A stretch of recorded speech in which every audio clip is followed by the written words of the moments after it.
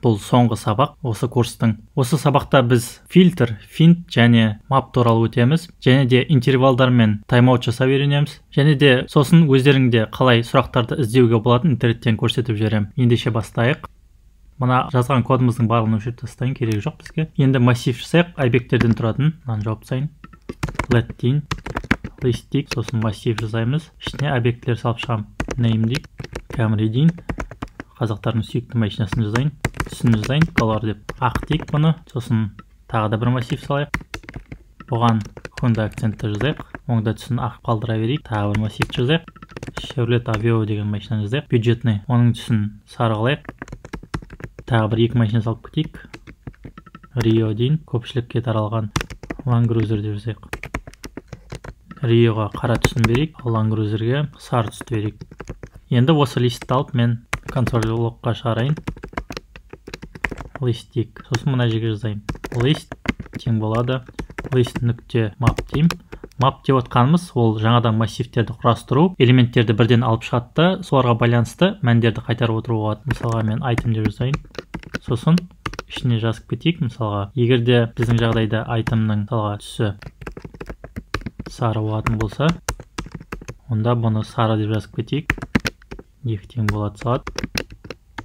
Return дейін, сары дейін. Тағы да ifтерді салып шығайын. Бізде үш түс бар өзі. White, сосын black.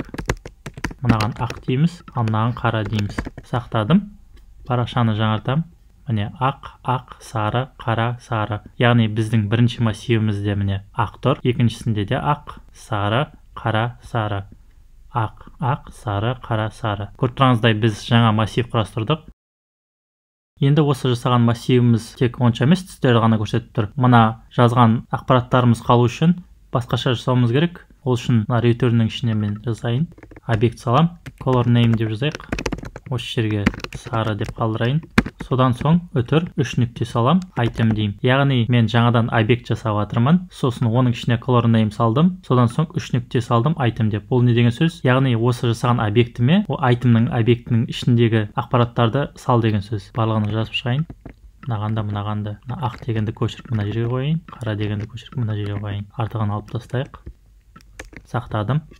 Парақшаны жаңартам. Міне менде 5 объект пайда болды, массивтерден құралатын. Содан соң мына жерде color name ақ деп жазылып тұр. Ақ, сары, қара, сары. Байқап тұрсаңыздар, қасында name мен color сол күйінде қалды. Олар манағы үш нүктенің арқасында қосылып тұр. Осы жаңадан жасаған объектіме. Үш нүктені жақсылап түсініп алыңыздар. Яғни осы жасаған объектіме апарып қосады ішіндегі мәндерін ғана. Яғни екі объектіні біріктіргенмен бірдей ол. Маптан бөлек және де тағы бір фильтр деген түрі бар. Мысалға мен тек қана ақ түсті машиналарды ғана қалдырғым келеді. Маптың орнына фильтр деп жазам. Сосын item деймін, color деймін, тең болады white деймін. Парақшаны жаңартам. Осылайша мен ақ түсті машиналарды ғана қалдырдым. Міне Camry акцент бізде екеуі ғана ақ түсті екен.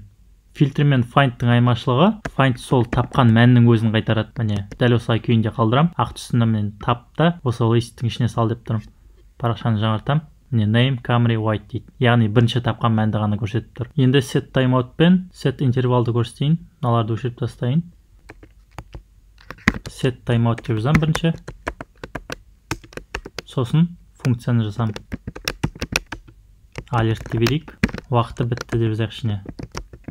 Деп белгісін салып қойайын. Содан соң екінші аргументке set timeoutқа біз миллисекундпен уақытты береміз. Мысалға мен 3000 деп жазатын болсам, ол 3 секунд болып саналады. Сақтадым. Парақшаны жаңартам. Содан соң жаңартқаннан кейін 3 секунд санап тұрайық. 1, 2, 3. Міне уақыт бітті деген жазу шықты. Яғни ол 3 секундтан кейін орындалады.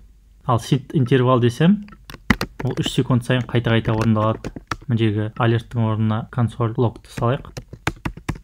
Сақтадым. Парақшаны жаңартам. Қазір 3 секундтан кейін бізде уақыт бітті деген пайда болды. Тағы 3 секундтан кейін тағы да пайда болады. Міне екіншісі пайда болды.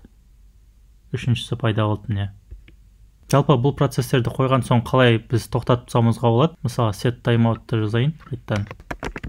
Оның алдына мен let деп мәнін алам. ID timer дейік. Яғни біз set timeouттың ID-ін аламыз. Содан соң мына батырмаға қазір қорытынды деген. Соған біз салып қойып, set timeoutты тоқтататын документ query selector дейік. Содан соң button дейік. бізде документте құжатта бірақ қана баттон тұр. Add event list'ten дейік, кликті салайық. Содан соң функциямызды шақырамыз. Осы жерге міне clear timeout жазайық. Міне ID timer деймін, сақтадым.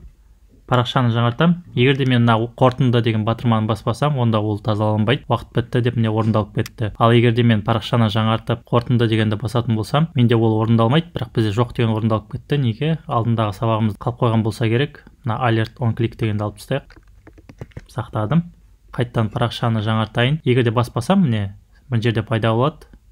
Уақыт бітті деген. Парақшаны қайтып жаңартам. Қорытынды дегенді бастым. 3 секунд өткен кезде пайда болмайды. Неге? Өйткені біз тоқтатып тастадық оны. Дәл солай интервалға да байланысты. Set интервал деп жазайық. Мына жерге clear интервал деп жазайық. Сақтадым. Парақшаны жаңартам. Қазір мына жерде орындалады.